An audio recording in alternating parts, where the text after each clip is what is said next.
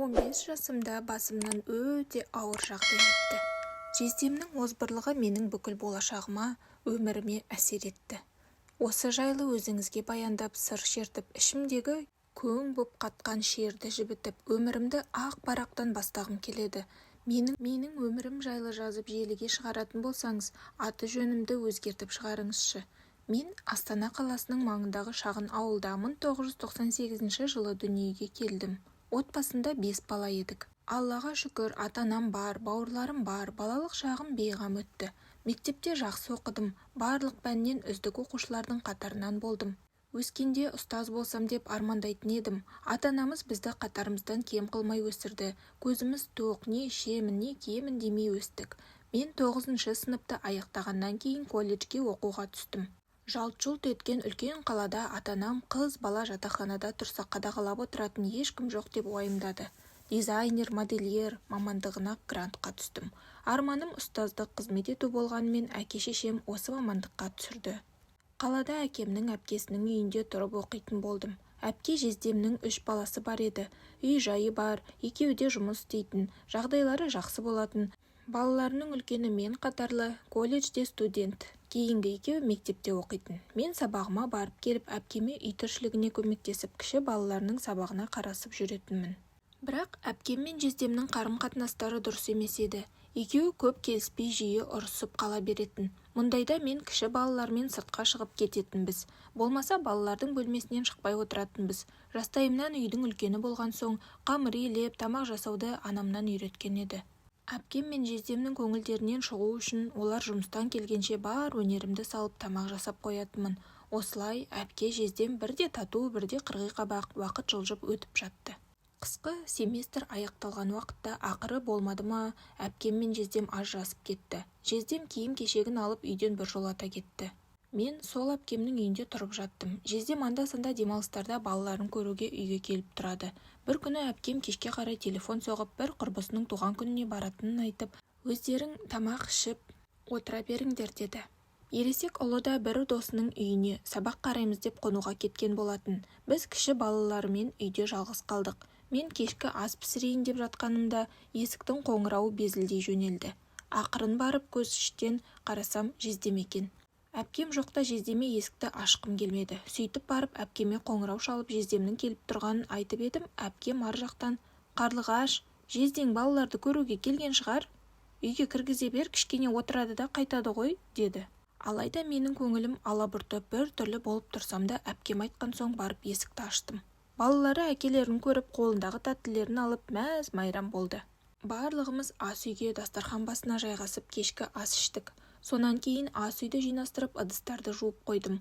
Балалардың бөлмесіне барып ертеңгі сабағымды оқып шықсам, жездем қонақ бөлмеде балалармен теледидар қарап әлі отыр екен. Сағатқа қарасам түнгі 10 болып қалыпты. Жездем маған қарап, "Әпкең кешігіп жатыр ғой, үлкен ұлда жоқ. Мен кетсем сендер жалғыз қорқатын шығарсыңдар", деді. "Жоқ, неге қорқамыз? Әпкемде келіп қалатын шығар, сіз қайта беріңіз", деп едім. Жездем үндемей бетіме бір қарады да жанында отырған балаларына қарап, "Барып ұйықтай қойыңдар, ертең ерте тұрасыңдар ғой", деп бөлмелеріне ұйықтауға жіберді. Мен ас үйге барып орындыққа отырдым. Ішім алай-дүлей болып бойымды бір қорқыныш билей бастады. Құдды бір жамандықтың боларын сезетіндеймін. Сөйтіп телефонымды алып әпкеме WhatsApp-тан жазып қашан келетінін сұрадым. Сөйтіп едім, әпкем кешірек келемін деді. Әпкемді күтіп ас үйде отыра бердім. Ал жездемнің кететін түрі жоқ. Қонақ бөлмеде жайғасып теледидар қарап жатыр. Содан әпкеме қайта-қайта хабарласып ертерек келуін өтіндім. Сөйтіп едім, әпкем, "Қарлығаш, не болды саған сонша жездеңнен қорқып? Бұрыннан бері көріп келе жатқан жездең ғой, бөтен емес. Балалардың жанына төсек салып бере сал, өзің залға жат. Мен осы құрбымның үйінде қонатын болдым. Ертең осы жақтан жұмысқа барамын. Таңертең Еркебұлан да келіп қалады", деді де тұтқаны қоя салды. Іштей жаным тынышталғандай болып жездеме балалардың бөлмесіне төсек салып бердім де өзім жуынып залға төсек салып жатып қалдым. Көзім ілініп кеткен екен. Әлден уақытта жүрегім қысылып кеткендей үстімдегі ауырлықтан оянып кеттім. Қарасам жездем үстіме шығып алып, қолы сумаңдап іш киімімді шешіп жатыр. "Жезде, мұныңыз не?" дегенім сол еді. "Үніңді шығарма", деп аузымды алақанмен баса қойды. Сөйтіп жиіркенішті арам ойын іске асыра бастады. Жаным көзіме көрініп ауырсынып қатты қиналдым. Бар өмірім көз алдымнан өтті. Жездем мені аяр емес, ойына келгенін жасап жатыр. Күректей қолдарын сумаңдатып, бой жетіп, енді ғана бүршік атып келе жатқан тәнімді ластап пәктігімнен айырды. Мен оның қолында қуыршақ секілді болдым. Қанша қарсыласып, баққаныммен 15 жастағы кішкентай қызбын ғой. Еңгезердей жездеме әлім келмей, үнім шықпай екі көзден жас парлай берді. Арғы бөлмеде балалары түк білмей тәтті ұйқыда пысылдап ұйықтап жатыр. Осылай жездем мені таң атқанша азаптады. Таңертең дым болмағандай киінді де кетіп қалды. Мен болсам денемді көтере алмай, орнымнан тұра алмай, тірі өлік секілді жата бердім. Мен үшін ендігі өмір сүрудің еш мәні қалмағандай. Жездем лайлаған лас денемнен жиіркендім. Іш киімдерім жырым-жырым жартылған. Ақ жайманың барлығы қып-қызыл қан. Орнымнан әзер тұрып есікті жаптым. Телефонымды алып әпкеме қоңырау шалып едім, телефон тұтқасын көтермеді. Сөйтіп оған жездемнің хайуандығын, маған істегенін жазып үйге тез келуін өтіндім. Сүйретіліп жүріп әпкемнің қызын оятып, маған жуынуға көмектесуін өтіндім. Ол болса көзі бақырайып кеткен, ештеңе түсінбейді. Қолтығымнан демеп жуынатын бөлмеге барып жылы суды ағызып берді. Екі көзім бұлаудай болып, лас денемді ысқылай бердім. Бір кезде жан ұшырып жұмысынан сұранып әпкем келді. Келген соң әпкеме барлығын айттым. Қан жоса болған, жайманы да көрсеттім. Денемдегі гематомалар жездемнің күштегенінен қызарған іздер. Барлығын көрсетіп болған жайтты жылап отырып тағы баяндап бердім. Сөйтіп едім, әпкем болған жайды ешкімге айтпауымды бұйырды. Егер біреуге айтар болсам, ең алдымен өзің ата-анаң масқара боласыңдар. Мен жездеңмен ажырасып кеткен адаммын. Маған келер ешқандай ұяты жоқ, тек балаларды аяшы. Әкелері осындай тірлікпен түрмеге отырса қиын ғой, деп мені ата-анама ештеме айтпауға көндірді.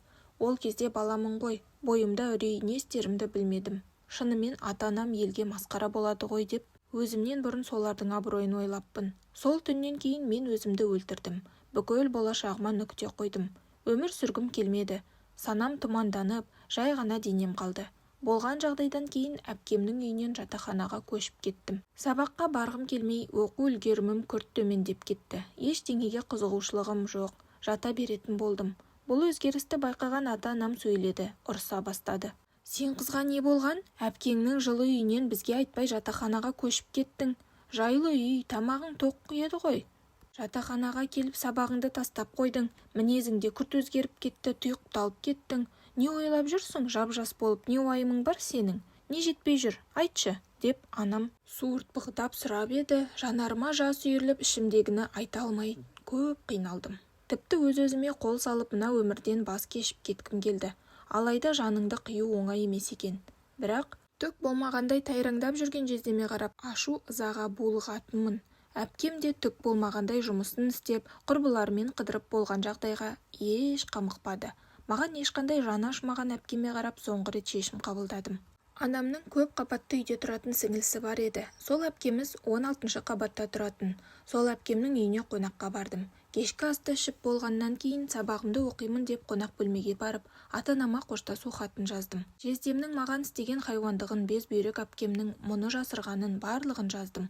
Ата-анам мен бауырларымды қатты жақсы көретінімді жазып кешірім сұрадым. Содан әпкемді қарасам жуынатын бөлмеде екен. Ақырын басып балконға шықтым. 16-шы қабаттан жерге қарасам қараңғыда түбі көрінбейтін секілді. Ауладағы адамның болмаса көліктердің үстіне құламасам болар еді. Бейкүнә біреуге зияным тимей, шығынға ұшыратпай асфальттың үстіне құлап, қиналмай, бірден жан тәсілім етсем екен деп ойладым. Білетін дұғамды оқып, аяқ-қолым дірілдеп, балкондағы ескі орындықтың үстіне шықтым. Самал жел мойнымды қытықтап, қорықпа, кел, менімен бірге самғайық деп шақыратындай. Екі қолымды екі жаққа созып, қош жалған дүние, Аллам мені өз панаңа алғайсың деп, алға қарай ұмтыла беріп көрсете қалдым. Қою қараңғылықта көз алдым тұманданып, түк көрмеймін. Алыстан сынық сәуле сығалайды. Еш жерім ауырмайды. Осымен барлығы бітті деп жатқанымда, алыстан әпкемнің «Қарлығаш!» деп дауыстағаны естілді. Осы кезде есімді жидым. Көзімді ашсам төбемнен төніп, көз жасын төгіп әпкем отыр. Жан-жағыма қарасам, жанымда аяғы сынған орындық. Балконда бір жаққа қарай қисайып құлаған екенмін. Әпкем мен секіріп үлгермей, көйлегіме жармасып, артқа тартқанда оң жағыма қарай қисайып құлап, басымды балконның теміріне соғып алып, бірнеше секундқа есімді жоғалтыппын. Бір кезде бір ер кісі мен бір тәте келіп, шекемнен жылымшы болып аққан қанды тазалап, дәке орап, қолтығымнан демеп, қонақ бөлмедегі диванға апарып жатқызды. Сөйтсем, бұл жедел жәрдем дәрігерлері екен. Әпкем балконда орындықтан құлап қалды деп шақыртыпты. Өз-өзіме қол жұмсағым келгенін айтпағанға ұқсайды. Дәрігер әпкеме бірдеңе деп айтып жатыр. Мен әлі түк түсіне алмай басым мең-зең болып жатырмын. Содан ауруханадан бір-ақ шықтым. Басымнан жеңіл жарақат алдым. Дәрігер, қыздарыңызға қараңыздар, бұл қыз қатты қорқып қалған, стресс алған деп ауруханадан шығып әпкемнің үйіне келдік. Ертесінде ата-анам келді. Келген соң және ауруханаға басымды МРТ-ға түсірдік. Жеңіл жарақат алғанмын және депрессия мен стресстен миыма баратын бір қан тамыры қысылып, миыма қан бармай қалғандығын айтып, ем-дом жазып берді. Үйге келген соң әпкем ата-анама болған жайды баяндап, менің өз-өзіме қол жұмсағым келгенін дәрігерлерден жасырып ата-анама айтты. Сол кезде жазған хатымды да берді. Сөйтсем, әпкем барлығын оқып қойған екен. Әкем ашуға мініп, бірден әпкесі мен оның күйеуін шақыртты. Үлкен дау болды. Жездем мен әпкем міз бақпай болған істі мойындамады. Керісінше мені кінәлады. Қыздарың басқа жігітпен жүріп пәктігінен айырылып, сендерден қорыққанның жездесін кінәлап отыр. Жасөспірім қыздың фантазиясы деп 200-леніп шыға келді. Анам маған қарады да, мен қызыма сенемін, ол шындықты айтып тұр. Сендерді сотқа беремін, ертең арыз жазамын деді. Дегенмен, сонда да маған анамнан басқа ешкім сене қоймады. Анам шыр-пыр болып жүгіріп жүріп, адвокат жалдап, жездемнің үстінен арыз жаздық. Менің телефонымды тексеруге алды. Менде сол бір телефон, сол сим-картам еді. Сол сим-картадағы барлық хабарлама, қоңырауды, WhatsApp, аудиожазбалар барлығын шығарды. Осы жерде сол түні менің әпкеммен қанша рет хабарласқаным, WhatsApp'тағы жазбалардың барлығы шықты. Таң ата әпкеме түнде жездемнің мені айуандықпен зорлап кеткенін, үйге тез келуін өтінген хабарламам да шықты. Барлық дәлелдер сол телефондағы сим-картадан шықты. Мүмкін, сол сим-карта болмағанда біршама уақыт өтіп кеткен, оқиғаны дәлелдеу қиынға соғар ма еді. Әпкем мен жездемнің де телефондарын тексеруге алып, екеу ара осы оқиға жайлы сөйлескендерін, хабарламаларын, қоңырауын барлығын шығарды.